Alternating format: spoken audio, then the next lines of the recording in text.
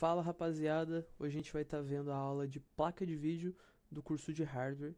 Então a gente vai entender a importância das placas de vídeo para jogos, para design, para edição. Esse vídeo vai detalhar bastante, explicar bastante como elas impactam cada PC, a diferença de uma placa de vídeo para outra, a diferença nas memórias das placas de vídeo e etc. O que é uma placa de vídeo, afinal de contas, né? Ela é um processador gráfico dedicado apenas a isso dentro do PC. Então ela é uma GPU, ao contrário da CPU, né, que a gente chama o processador, ela é uma GPU. A função dela é renderizar imagem, vídeo e animações 3D com uma qualidade superior, uma qualidade aprimorada. Ela tem tipos, então ela tem a placa de vídeo integrada, que tem muito presente em notebooks e etc. E ela tem uma dedicada, é uma peça à parte, que é muito presente em computadores de mesa, daí, desktops que a gente costuma chamar, né? E isso também vai impactar bastante o desempenho e a independência dessa peça dentro do computador. Deixa eu tirar minha cabeça aqui da frente. Ó, a GPU, ela é o cérebro que processa todos os dados gráficos do computador, beleza? A arquitetura de uma placa de vídeo, os componentes que estão presentes dela. Então, a GPU, a memória VRAM, que é a memória própria da placa de vídeo, e a interface de conexão dela também. Tem placas de vídeo que são 8 pinos, outras 12 pinos e assim por diante, tá bom?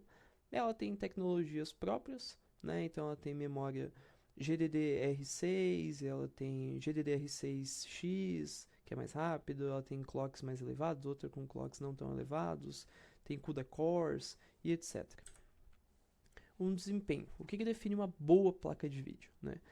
O principal, que é o que normalmente as pessoas estão acostumadas a olhar mais, é a resolução 1000 fps, né? Então, se você tem uma placa de vídeo que consegue rodar algo em 4K a 60 fps, por exemplo, cravado, é considerado uma altíssima taxa de quadros para 4K, né? O que a maioria das pessoas não consegue alcançar. Então vai rodar ali às vezes no 1080p a 60 fps, vai passar um pouco disso, vai às vezes rodar em 120 fps e fica mais ou menos nisso.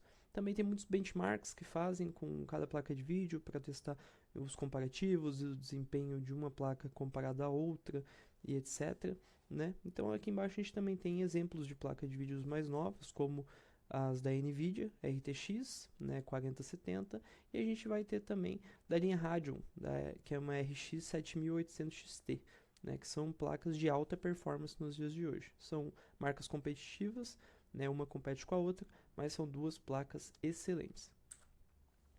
Marcas e modelos mais populares, né, como a gente estava falando, tem as da Nvidia, modelo GeForce, né, hoje as RTX, antigamente as GTX eram muito famosas, e também tem bastante da AMD, né, da linha Radeon. Então tem as RX, que são as mais atuais, e antigamente tinha muito da linha Vega, né, hoje em dia já está um pouco defasado nos dias de hoje. E a gente também tem uma terceira marca que vem bem forte, que são as placas da Intel, né, ela está entrando no segmento de GPU agora, né, muito forte no segmento de CPU, né.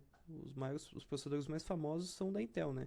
i3, i4, desculpa, i3, i5, i7, i9, mas não era tão conhecida no mundo das GPUs, mas agora está chegando forte no mercado também. Como escolher, né, a placa de vídeo ideal para você? Óbvio que o principal é o orçamento, né? Senão todo mundo só pegava a mais top e acabou.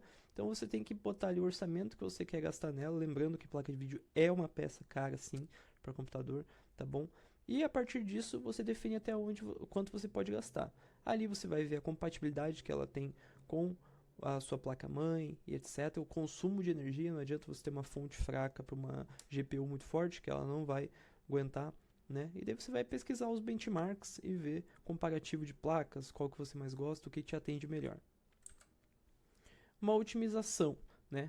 Maximizando o desempenho da sua placa de vídeo. Então, sempre manter os drivers atualizados, ajustar as configurações, às vezes fazer um overclock, caso você saiba o que está fazendo, para também não comprometer, né, a peça do seu computador. E também monitorar bastante a temperatura dela, né? A gente tem bastante hoje sistemas que fazem isso. O MSI Afterburner é bem famoso, acho que é o mais famoso para esse tipo de coisa. Você consegue monitorar certinho qual a temperatura da sua placa de vídeo e não acabar deixando ela sobreaquecer, né? Principalmente após um overclocking, né? Conclusão, o que a gente aprendeu com essa aula? A gente aprendeu a importância da placa de vídeo, que ela é vital para o seu computador, né? Para escolher também a placa de vídeo certa, não acabar errando na hora da escolha, gastar mais do que deveria, ou às vezes com o mesmo valor poderia ter pego uma peça mais importante que fizesse mais diferença para o seu tipo de uso, e também sempre otimizar ela, né? Às vezes você não está conseguindo extrair o máximo de desempenho que a sua placa pode oferecer e está pensando em trocar. Vale às vezes a pena atentar o olho para aquela que você já tem e às vezes fazer um overclocking e etc. Ver se às vezes não é a temperatura que está saindo do limite e pode estar prejudicando o desempenho da sua placa de vídeo. Então é isso, rapaziada. Muito obrigado. Essa foi a aula de placa de vídeo. Tamo junto. Valeu. É nóis.